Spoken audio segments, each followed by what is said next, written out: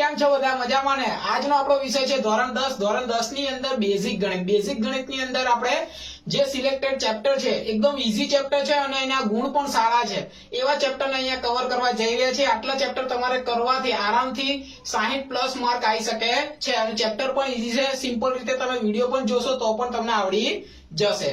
તો આપણે એના ઉદાહરણ અને કયા કયા દાખલા કરવા જોઈએ સ્વાધ્યાયના એ પણ અહીંયા ચર્ચા કરી છે, પ્રમેયની પણ અહીંયા ચર્ચા કરી છે. હવે આપણે સમય નહીં બગાડીએ, હવે આપણે દાખલો શરૂ કરીએ. ચલો આપણે દાખલો, ચલો હું મારા સેટઅપ ઉપર આવી ગયો છું.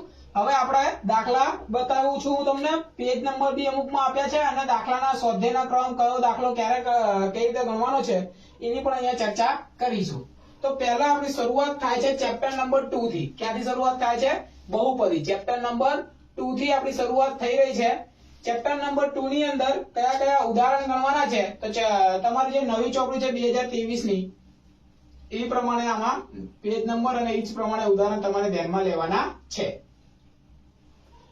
તો ચેપ્ટર નંબર 2 બહુપદી. બહુપદીની અંદર આપણે ઉદાહરણ નંબર 2, ઉદાહરણ નંબર 3, ઉદાહરણ નંબર 4, 2.2 નો દાખલા નંબર પહેલો, બીજો, ચોથો, પાંચમો અને 2.2 નો દાખલા નંબર 2 ના 1 થી 6 દાખલા, આટલું તમારે બહુપદીમાં કરવાનું છે.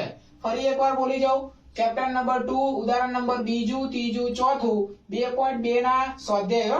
2.2 એટલે સ્વાધ્યાય. તો સ્વાધ્યાય 2.2 નો દાખલા નંબર પહેલો, બીજો, ચોથો, પાંચમો અને 2.2 નો ફરીથી દાખલા નંબર 2 ના 1 થી 6. બરાબર. અહીંયા 2.2 નો જે લખ્યા છે એ દાખલા નંબર પહેલો, બીજો, ચોથો અને પાંચમો છે. પછી દાખ 2 એની અંદર 1 થી 6 દાખલા હશે એ ગણવાના છે.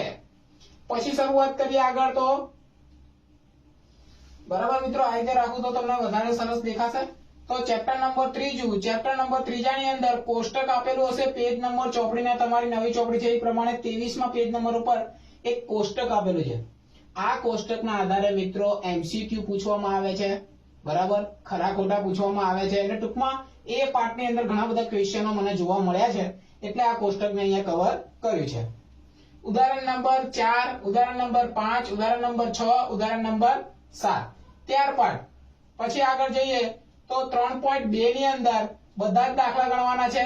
ઉદાહરણ નંબર પછી 8 ગણવાનું, ઉદાહરણ નંબર 9 ગણવાનું અને 3.3 ના બધા દાખલા સ્વાધ્યાયના ગણવાના છે. 3.2 આખું, 3.3 પણ આખું. ઓકે. પછી ચોથું ચેપ્ટર ને અહીંયા પાંચમું ચેપ્ટર ની સમાંતર શ્રેણીની વાત કરીએ મિત્રો. તો સમાંતર શ્રેણીની અંદર સ્વાધ્યાય 5.1 ના દાખલા નંબર 2 ના 1 થી 5 દાખલા. બરાબર. પ્રશ્ન 1, પ્રશ્ન 2, પ્રશ્ન 2 ની અંદર 1, 2, 3, 4, 5 દાખલા આપેલા હોય એવી રીતે મેં અહીંયા દાંત નંબર આપ્યો છે. ઓકે.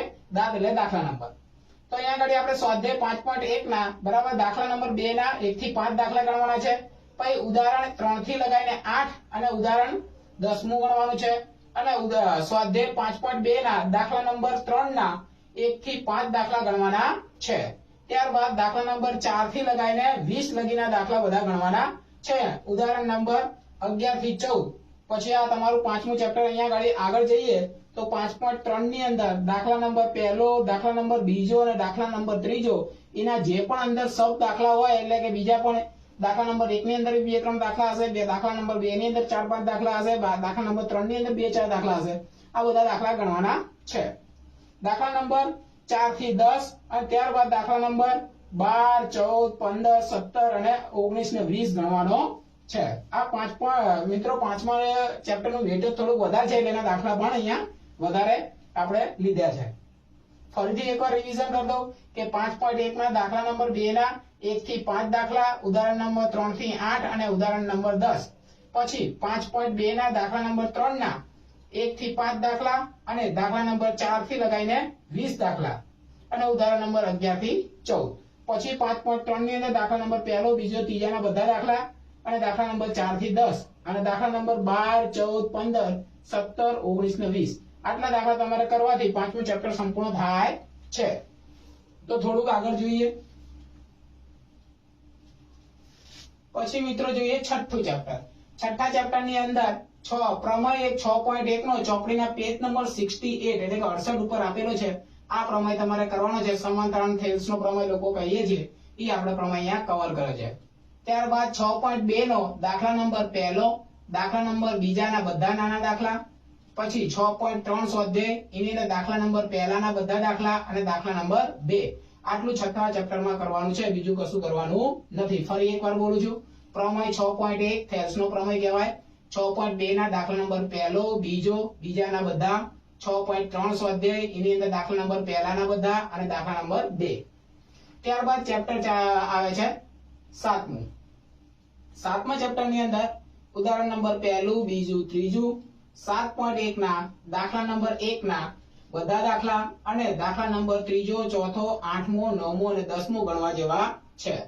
ત્યારબાદ ઉદાહરણ નંબર છઠ્ઠું સાતમું આઠમું અને નવમું ગણવું અને 7.2 ના દાખલા નંબર પહેલો બીજો ચોથો પાંચમો છઠ્ઠો સાતમો આઠમો અને નવમો ગણવાનો છે. આ તમારા સાતમા ચેપ્ટર ની અંદર ગણવા જેવા દાખલા છે જે એક્ઝામમાં આવી શકે છે. ત્યારબાદ 10મું ચેપ્ટર વર્તુળ, તેની અંદર પ્રમેય 10.1 ચોપડીના પેજ નંબર 128 ઉપર આ તમને પ્રમેય જોવા મળશે. સ્વાધ્યાય 10.1 નો દાખલા નંબર બીજાના બધા દાખલા છે નાના.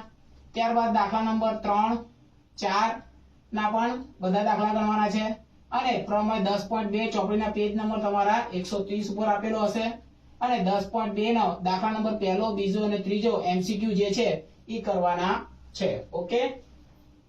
ત્યારબાદ આંકડાશાસ્ત્ર જોઈએ તો 13.1 ના બધા દાખલા 13.2 ના બધા દાખલા અને 13.3 ના બધા દાખલા સ્વાધ્યાયના અને ઉદાહરણ નંબર બીજું ત્રીજું ચોથું પાંચમું ને આઠમું કરવાનું છે. આંકડાશાસ્ત્ર ચેપ્ટર છે, ઈઝી છે મિત્રો. જો હાર્ડ લાગે તો આપણા YouTube ચેનલ અંદર પ્લેલિસ્ટ આપેલું છે, એની અંદરથી તમે ગણી શકો છો. ત્યારબાદ સંભાવના, આ પણ એકદમ ઈઝી ચેપ્ટર છે. તેની અંદર એવું નથી મિત્રો કે મારા માટે ઈઝી છે, બાળકો માટે પણ ઈઝી છે, પણ જો બિલકુલ ના ભણ્યા હોય તેમના માટે અઘરું પણ કહેવાય. તો તમારે થોડુંક વધારે જોવું પડે, પ્રેક્ટિસ કરવી પડે. ચેપ્ટર નંબર 14 ઉદાહરણ 1 થી લગાવીને 9 અને 12મું ઉદાહરણ અને 13મું ઉદાહરણ કરવાનું છે અને સ્વાધ્યાય 14.1 આખું કરવા જેવું છે. મિત્રો કરવા જેવું છે એનો અર્થ એવો નહીં કે ચોપડો ને પેન લઈને બધા ગણવા બેસી જવાનું છે. જો તમે વર્ષના શરૂથી લગાવીને એન્ડ સુધી ભણ્યા હોય તો તમારે બસ એક પેન્સિલ લેવાની અને જો ચોપડી હોય તો ચોપડી, નવનીત હોય તો નવનીત, બધું લઈને બેસીને ખાલી ક્લિક કરવાનું છે કેવી રીતે આનો આન્સર આવ્યો, કેવી રીતે સ્ટેપ થયા છે, એ ખાલી પેન્સિલ તમે ક્લિક કરી દેશો તો પણ તમારું રિવિઝન થઈ ગયું કહેવાય. કોઈ ટાઈમ બગાડવાની જરૂર નથી, ચોપડો લઈને એક દાખલા ગણવાની પણ જરૂર નથી. પણ હાવ તમે નવા છો તો તમારે દાખલાની પ્રેક્ટિસ કરવી પડે. ત્યારબાદ સૂત્રો કયા કયા ચેપ્ટરના કરવાના છે, બાકી રહી ગયેલા ચેપ્ટરના ખાલી સૂત્રો કરવાના છે. Chapter number 8, chapter number 9, chapter number 11 અને 12 આ પ્રકરણ જે છે 4 ચેપ્ટર એના ખાલી સૂત્રો એડ કરશો તો બી મિત્રો તમારે 4 ગુણ આવવાની શક્યતા રહેલી છે. તો આ ધોરણ 10 નું બેઝિક ગણિતની અંદર કયા કયા ઉદાહરણ, કયા કયા સ્વાધ્યાયના દાખલા, કયા પ્રમેય કરવાના હતા એની આપણે અહીંયા ચર્ચા કરી. ફરીથી એકવાર કહું છું મિત્રો, આટલા જ દાખલાની વારંવાર પ્રેક્ટિસ કરશો ને તો તમારે ગણિતના પેપરમાં સહેજ પણ મૂંઝાવાની જરૂર નથી. બિંદાસ બરાબર તમે પેપર લખો, આમાંથી જ આના જેવા જ દાખલા તમને જોવા મળશે. બરાબર. ખૂબ ખૂબ ધન્યવાદ અમારો વિડીયો જોવા બદલ. આભાર તમારો.